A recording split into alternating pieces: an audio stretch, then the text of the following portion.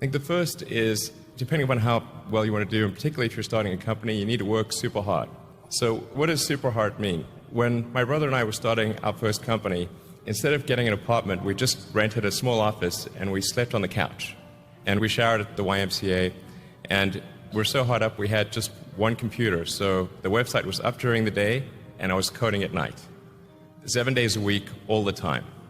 And I briefly had a girlfriend in that period, and in order to be with me, she had to sleep in the office.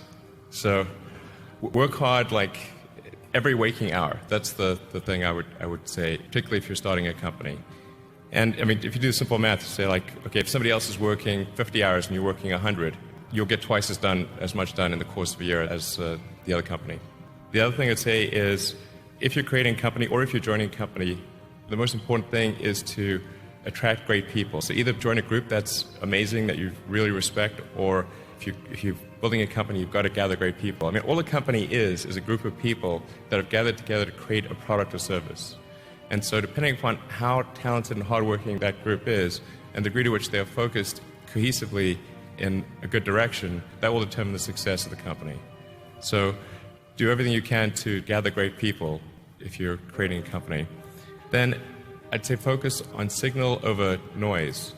A lot of companies get confused. They spend money on things that don't actually make the product better. So, for example, at Tesla, we've never spent any money on advertising. We put all of the money into R&D and manufacturing and design to try to make the car as good as possible. And I think that's the way to go. So for any given company, just keep thinking about, are these efforts that people are expending, are they resulting in a better product or service? And if they're not, stop those efforts. And then the final thing is, don't just follow the trend. You may have heard me say that it's good to think in terms of the physics approach or first principles, which is, rather than reasoning by analogy, you boil things down to the most fundamental truths you can imagine and you reason up from there. And this is a good way to figure out if something really makes sense or if it's just what everybody else is doing. It's hard to think that way. You can't think that way about everything. It takes a lot of effort. But if you're trying to do something new, it's the best way to think.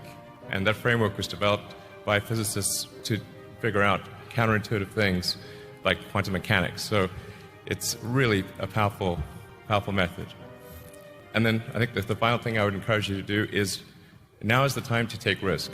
As you get older, your obligations increase. And once you have a family, you start taking risk not just for yourself, but for your family as well. It gets much harder to do things that might not work out. So now is the time to do that before you have those obligations. So I would encourage you to take risks now. Do something bold. You won't regret it.